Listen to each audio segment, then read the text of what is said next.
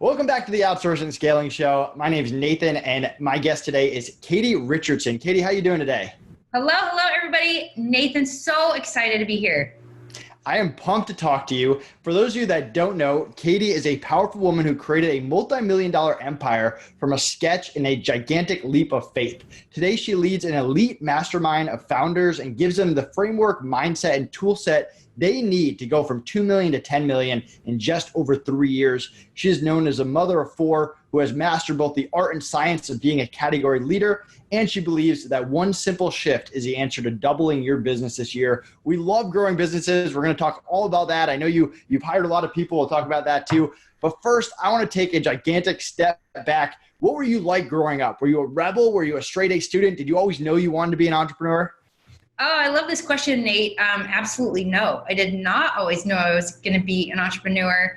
In fact, the article that I'm featured on in Entrepreneur Magazine is called The Accidental Entrepreneur. As a young kid, I just was massively curious. I loved exploring. Fortunately, I grew up in a big family. I was the fourth of 6 kids. And when I was 3, my mom had twins. And so I immediately had this massive independence, right? And I was in a really safe environment. And so I just had a lot of freedom to go into the garage and seriously duct tape stuff together and just kind of explore. And I loved using my hands to make things. And in a way, I liked art, but I liked it in a really functional way. And that's what led me to product design, which is ultimately how I even got started in this entrepreneurial world, is I love solving problems. That's what I discovered in this whole process is I just really liked solving problems and doing it in a really unique and interesting way that had never been done before. And that's how I ended up in entrepreneurship, is I realized, oh, okay, so if I want to solve problems for people and do it in a really big way, that means I got to start a business, and I need to know and understand business to make that happen. So what was your first entrepreneurial endeavor? What problem did that solve? So actually the story that everybody knows me for is for my company called PUJ, and it's the PUJ tub, and it's a product that's been featured on the Ellen Show, the Rachel Ray Show, the Today Show. But what people don't know is the funding of that product and the development of that product was funded by another product. It was a soft goods product that I could manufacture inexpensively, do low quantities, and I could just get it out there quick and easy. I don't know how much you know about products, but there's the hard goods world, which requires you to make a tool in Asia, and it's a lot of upfront money. And then there's also the soft goods world, which is low production and just quick and easy. So that's kind of where I started, is I had a soft goods product. It was an infant carrier, and I just manufactured it locally in the US, low production. And it allowed me to kind of get my name, my brand out there, and to bring in some income so that I could put funding towards the patent of what I knew was going to be the game changer, which was the PUJ tub. So that's how I got started, was literally sketching out ideas and just kind of testing them out on girlfriends. Hey, I made this thing. I want you to kind of try it out. And it was cool because I had just a couple prototypes and samples at first, and I would give it to them. And then I'd come back a week or two later and say hey, can I get that prototype back? And they're like, wait, you need this back? I thought I was going to have it. And I'm well, it's a prototype. So even just that experience was okay, these ideas are resonating with people. They're liking what they see. And so it just encouraged me to continue moving and growing the company. I'm a longtime e-commerce entrepreneur. A lot of people listening are e-commerce entrepreneurs. They want to get on the Ellen Show. They want to grow their brand. They want to scale their business. Talk to me about how you were able to do it. How were you able to scale at that level? Yeah, this is a really good question. And honestly, Nathan, this is the leading question people always have for me. The reality is especially in the physical products world, you have an amazing product and people are buying something to solve a problem. So why are they not buying yours or ours, right? And the world will tell you you have to go stand in line like everybody else and do it the way that everybody else is doing it. And they'll tell you what's possible, what's not possible. And the problem is, so often as entrepreneurs, we think, okay, well, they're an expert. They know what they're talking about. And so I'm just going to do exactly what they tell me to do. And the problem is that we go and we try and play the game the way everybody else is playing the game. And essentially we move into this large, noisy crowd and we just try and shout louder than the guy next to us. Right. And it's not really an effective approach. So The better approach is to ask ourselves the right questions. So one, like, who am I actually trying to sell to? Who's my audience? And getting super, super clear on our customer, our avatar, and really knowing them on a very deep level. What is their life like? What does it look like when they wake up? What is the room that they sleep in look like? What is who is in their life? And what are the problems that they're facing? How can I speak to them in a way that is consistent with the conversation that's already going on in their head? And the beautiful thing is when we know and we understand our avatar, we know and understand the problems that they're facing in their life and their reality, and we speak to them in a way that is entering the conversation that they're already having in their head, they feel something, Nate. They feel something. And this is the power of what we do in our world, which I call this not normal, because the results that we have been able to get. So like people ask me that question, right? How'd you get on the Ellen Show? How'd you get on the Rachel Ray Show? How'd you get on the cover of Entrepreneur Magazine? You want to know something that I think will blow your mind is I didn't go chasing after them. They came to us. And that's a powerful thing, but it was not an accident. Like when this happens over and over and over again, it's because of the formula essentially that we're executing that is a power positioning where your ideal customers, your ideal clients, the media that you want to be telling your story, they come to you. And it's a combination of three things. These are the three pillars of like what we do within our company.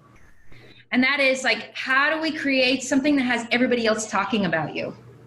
Right. Because if it's just you, it's like, well, what's her incentive?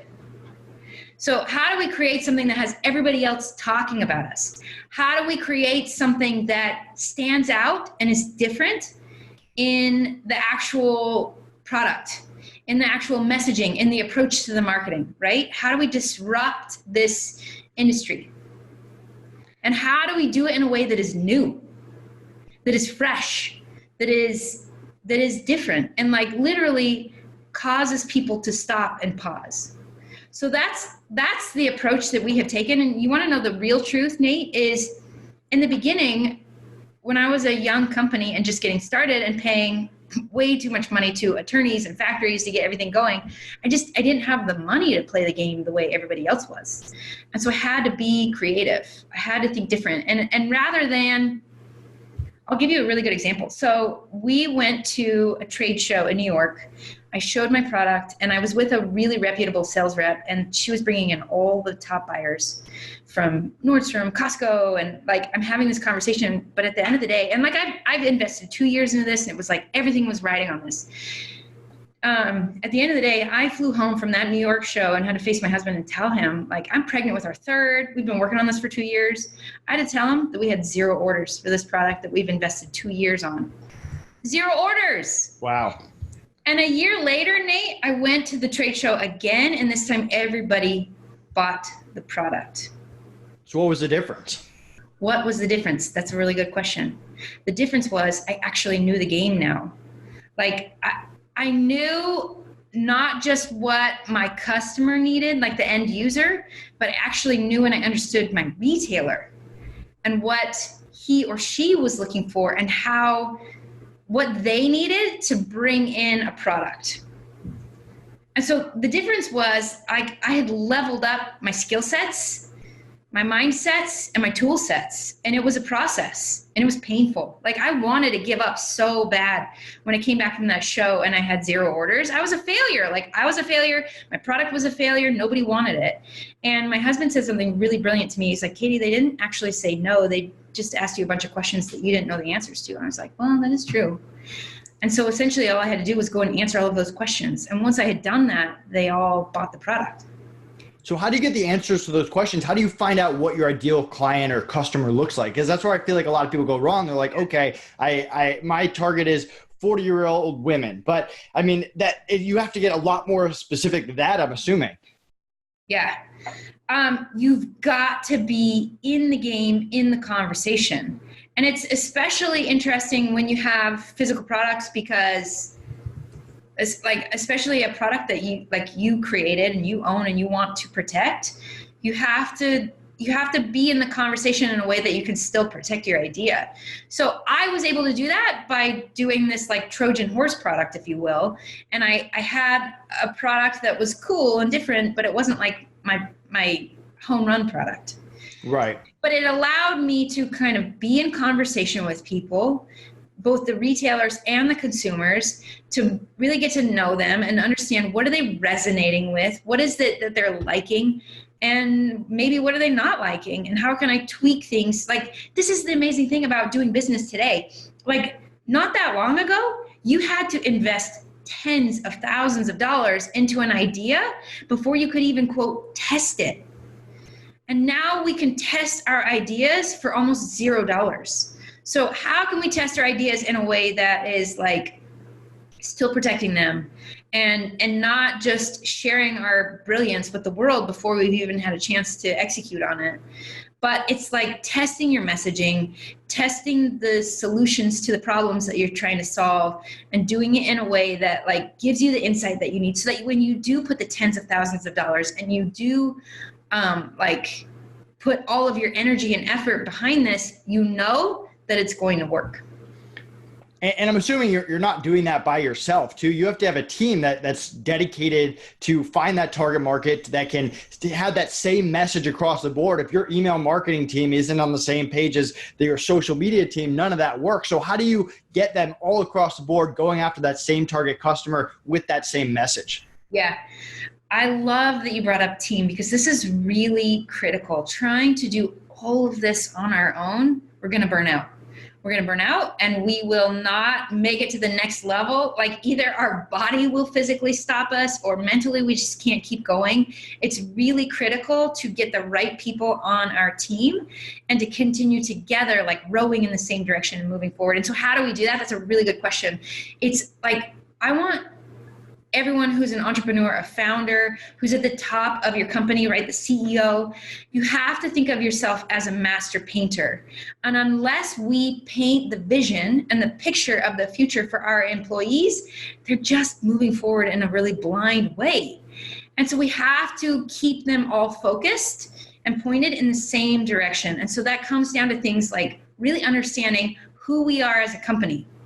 What are the values of this company? Like, what are the things that we're focused on, and what are we doing? And then also, what are we not doing? And that includes things like having consistent meetings and having a culture and a framework around those meetings, so that it has, again, a feeling, an emotion connected to it. Because this is what's super powerful within a company and a brand, is like, how do I connect with people on an emotional level? And I'm not just talking about the customer and the consumer. I do the same thing with my employees. I want to know you as an individual, what's going on in your life.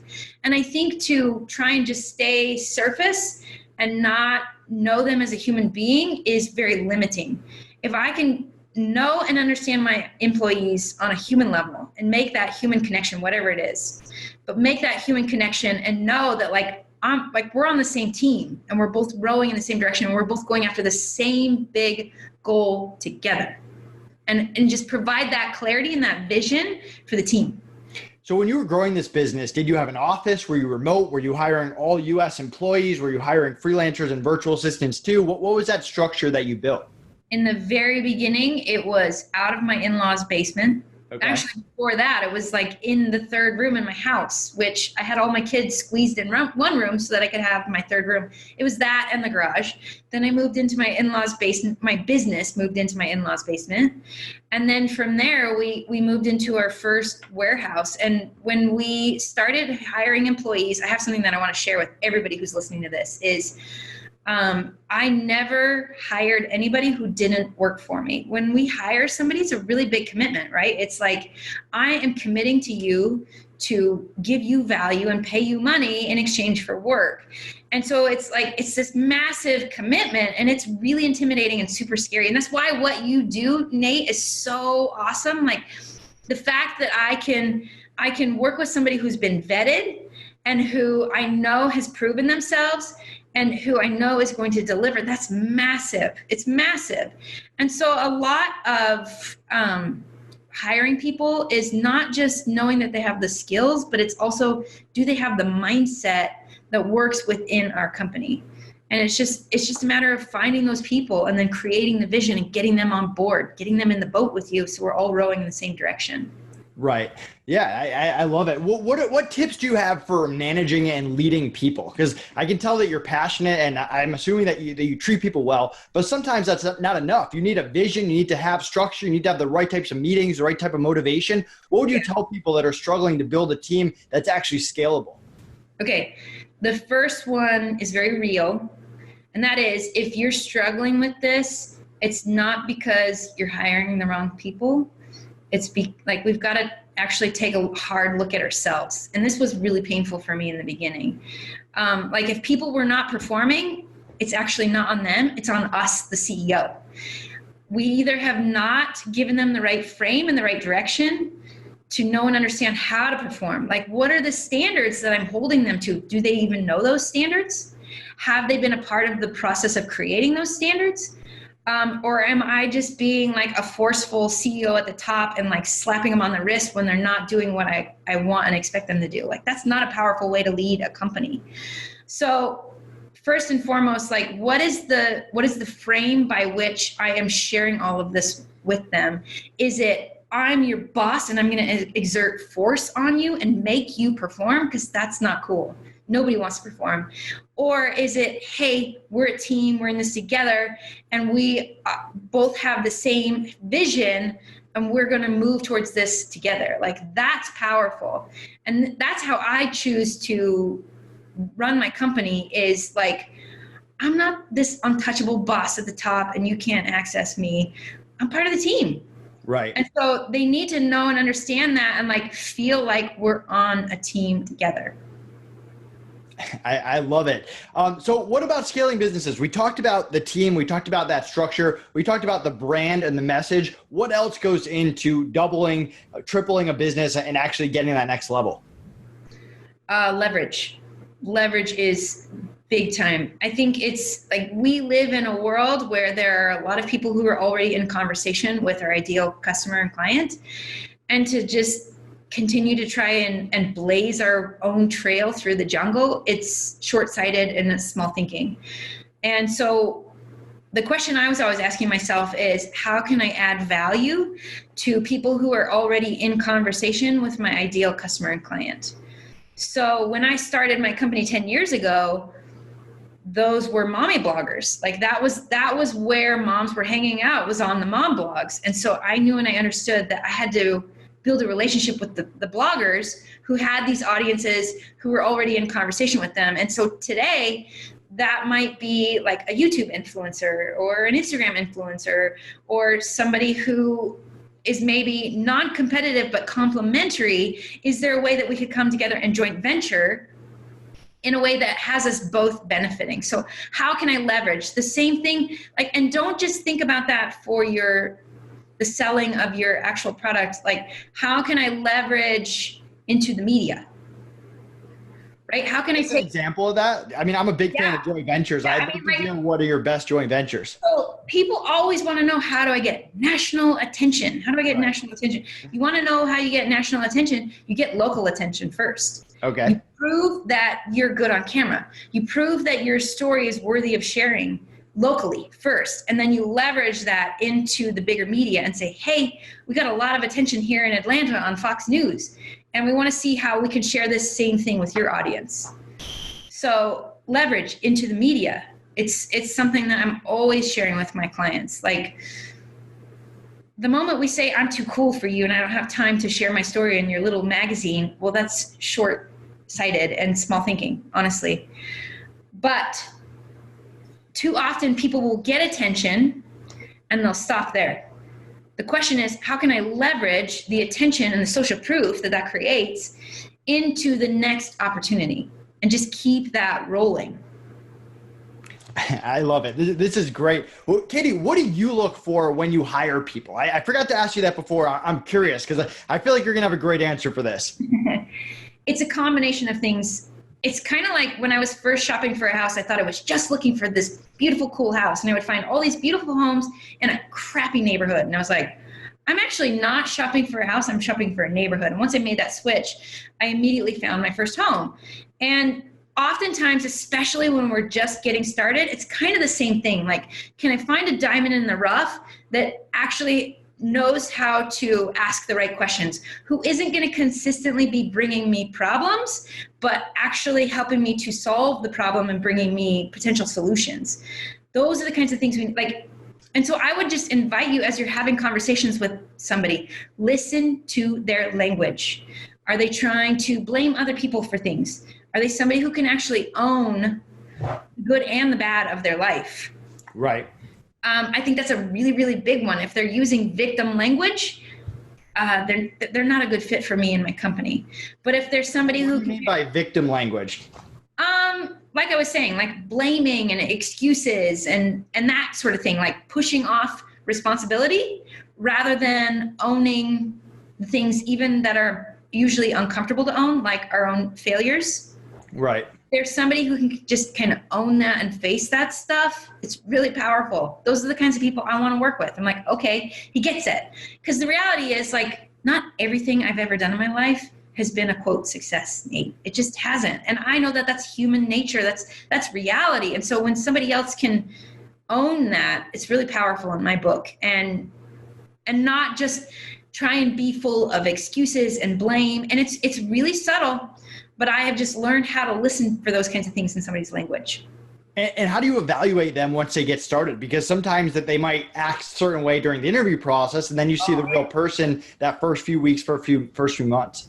Yeah, so I'll give you a really good example. When I was hiring my very first employee, right? Not the free intern, but my first paid employee. I interviewed 70 people in like a 48-hour period. I had a really good system going, and I just had people coming in.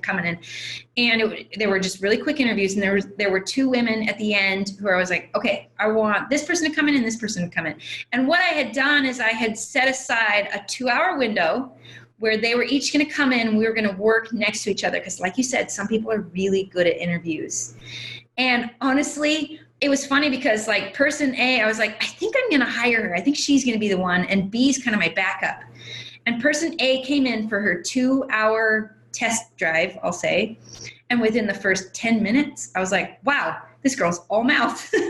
Like, she'd be a really fun girlfriend to go to dinner with, but she is not going to move my business forward. And it just was really clear. And so like, when it comes to hiring people, like I said, I don't hire somebody who hasn't already worked for me. So I limited myself to that 2-hour window. Like, why don't you come in and not just so I can see if you're the right fit for me, but so you can see if we're the right fit for you. It's got to go both ways. And so that's what I tell people, like, pick a duration of time, a window where you're going to test each other out and see if it's a fit for you. And if it's not, you got to be ruthless with like cutting ties and moving on.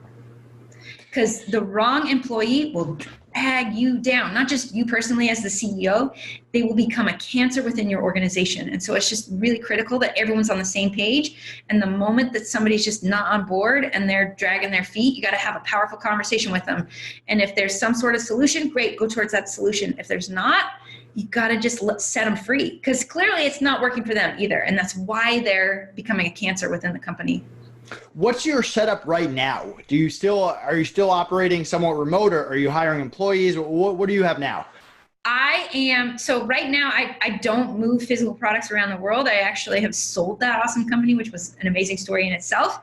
And right now I coach entrepreneurs on how to grow and scale their companies, how to become the white in a sea of multicolor, right? How to be the silence amongst all of the noise. This is what I do with my entrepreneurs. And I show them, I take them through my process, and I show them how to attract your ideal customers and the media and everything that we've been talking about. So my setup right now is actually hyper minimal, which I love. Like, I'm in a studio that's in my backyard. It's separate from the house. It's an awesome space, by the way. And it's physically separated from my home, which gives me the quiet and the focus that I need to operate with. And then everybody that on my team, they're all remote. I've got VAs in the Philippines. I've got people in the US that I work with, designers, and everybody is remote. And it's all about just keeping everybody consistently on the same page, all of us moving in the same direction. And the moment I like feel something's off, I've got to be willing to confront that. And when I say confront, it's not like force, like I was talking about. It's not, anger. It's not any of those things. It's like, hey, I feel like maybe something's not quite right. Is there anything I can do to help you? How do you communicate? What communication channels do you use when you have all these people all over? Yeah. We keep it super simple. Voxer and email and Trello. I love it. I'm the same way. I use Voxer. I also use Skype. Those of you that don't know, Voxer, it's like a walkie-talkie type thing. It makes it easy to send voice messages. Really awesome app that I discovered recently. Can we hear the story, or at least the short version of how you sold your company? You said it was a good story. Yeah. Well, every physical products company knows that, like, as you grow, what got you to where you are will destroy you moving forward. And so we kept hitting these ceilings, and I was ready to find a partner to take us to the next level. And so I was doing the rounds. I was going and finding, I didn't want just money. That was the thing. Like, I knew money wouldn't actually be the end all be all solution to getting me to the next level. I wanted a strategic partner.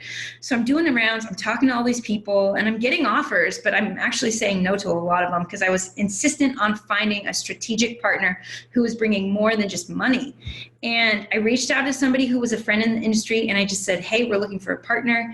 And he was just like chomping at the bit. He's like, I've watched you guys come into this space and just totally disrupt it. Yes, let's talk. I want to have that conversation about being a partner. And just the more that we talked, Nate, the more he was like, I love you guys. I love everything that you're doing. I just need more of it.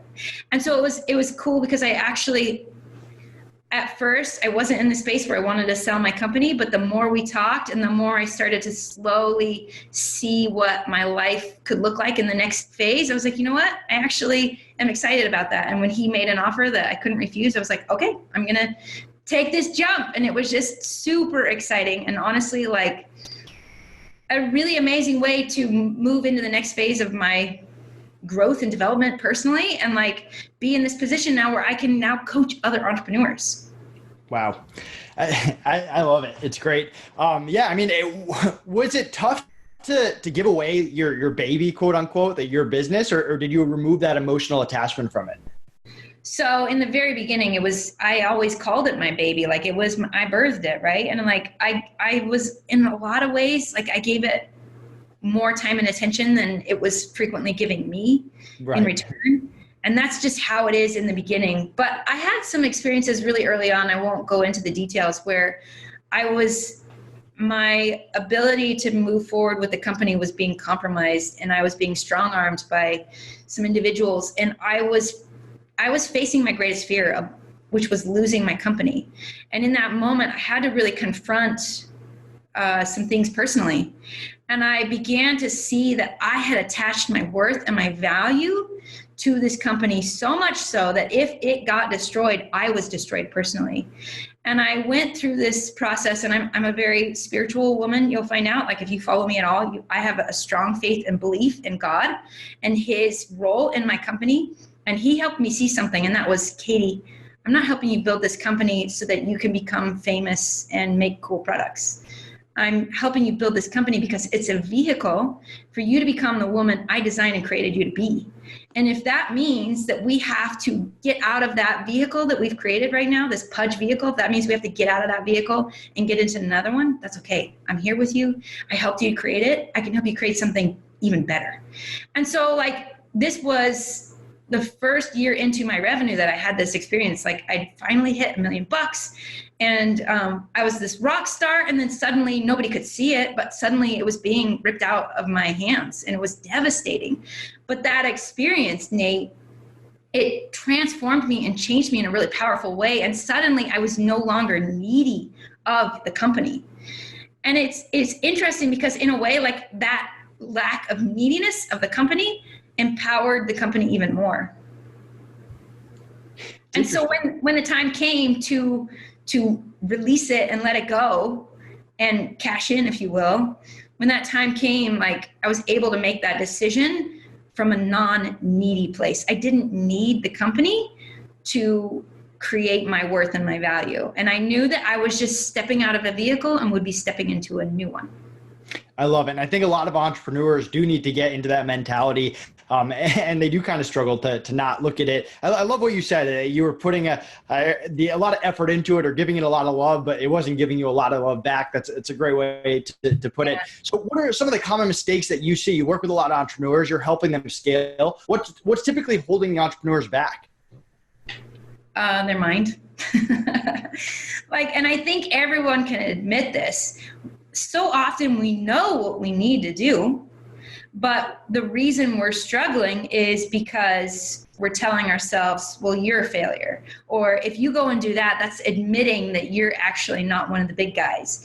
Right. And it's exposing you as being small to everybody. And it's those kinds of stories. Ultimately, that's what holds us back. And so oftentimes, if we can take a non-emotional look at our company and just establish the facts, what is the actual reality of what is going on? What's actually working? And what am I kind of getting lost and confused because that piece of the company makes me feel important, but actually isn't moving the company forward? This is actually a conversation I was just having with my mastermind now. That's what I call surface confusion. It's these actions that, well, that's familiar. So for me, it was product design.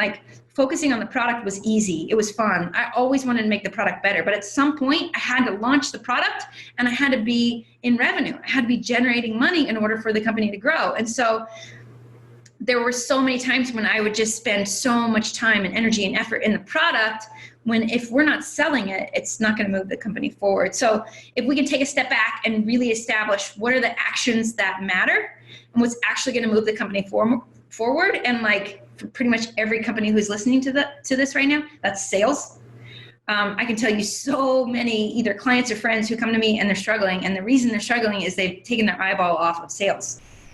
And so if we can focus on what's actually moving people to action and putting money in the bank account and growing the company, and stop getting lost and confused in the things that just make us feel comfortable or important. Katie, this has been great. If people are listening, they're like, I want Katie to help me grow my business. I'm struggling with these things. I want to sell my business. Where can people contact you? What exciting things do you have coming up? Yeah, so one of the things that I'm super excited is, so I'm a coach to high-performing entrepreneurs. So is my husband, and we actually have kind of two specialties that we both approach. And I am very much in creating a powerful mindset. And at the end of the day, if we know all of the information and we're not taking the right actions and doing it powerfully, we are holding ourselves and our company back. And so this is what I do. And my husband is massive, brilliant strategist, and he knows how to ask the right questions. And it's amazing how when we are at the top of our company and we're just asking all of the wrong questions, we're moving in the wrong direction and it doesn't grow the company. And so the question we had been asking ourselves over the last 2 years is, how can we come together in a way that makes sense and utilizes each of our strengths, and it's not one over the other? And so what we're doing right now is we are essentially sharing our playbook for how we generated over 1 million customers with almost zero ad spend. And we call this not normal, because honestly, that's what everyone would say to us when they would find out that the media and all these customers and the retailers, they were all coming to us. They're like, you realize that that's not normal. And it was just a very consistent theme. And so what we've done is we've essentially gathered our playbook, and it's the Not Normal Playbook. And we share this at our founders boot camps. And this is a place where you get to be in a room with me and my husband, the brilliant strategist, and you get to know and understand and create a blueprint for your company. How can you as an entrepreneur become not normal? How can you be asking the not normal questions? And how can you be creating this not normal result? And what's super exciting, Nate, is so much of what we are doing is creating enterprise value. This is a brand, company, product, and a whole system that you own and nobody else does. And what happens when we create enterprise value is you get significantly more dollars and value for your company and what you have created than when you are a commodity. And let me tell you, I've had people come to me and they see I built a multi-million-dollar company, Katie, and I'm a commodity. I don't know how to actually stand out. I have a transactional business. how do I transition into a not normal business where I am generating enterprise value, where customers are coming back to me because of the experience that they've had with me prior, and they're looking to me as an expert. So this is what we do. And like the cool thing is, like, this blueprint, we're essentially showing entrepreneurs how do you build your rocket ship that gets you into what we call escape velocity, where you're untouchable, where there is no more competition where you're at, and where you can live and thrive and be living the free life that you want so badly. Because here's the thing, Nate, like at the end of the day, like if we talked about this earlier, in the beginning, my company was not giving me the value and the reward that I needed long-term. Right. So we can only be a servant to our company for so long. And at some point we have to either change it or abandon it. And it's all about how can I set up this company in a way that it's serving me, the founder, because that's the whole point. If this company is destroying your family, well, then we need to take a hard look at that company because not serving you. If this company is literally taking your health and your sleep, we need to have a conversation because that's not worth it at the end. Like, so this is the conversation that we have with entrepreneurs, is people who are passionate about what they're doing. They are committed to being the very best at what they do in their industry. And they are willing to take that leap and like create that blueprint and become a not normal.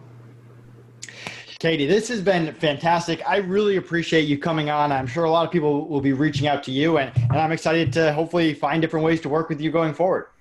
Thank you, Nate. I was super honored when you reached out to me, and just seriously super grateful to share my story and my experience and my message. Is the whole reason I'm here. It's too often this entrepreneurship journey it can be lonely, right? And it feels like we're in our little office and we're hustling, we're grinding, we're trying to make it work.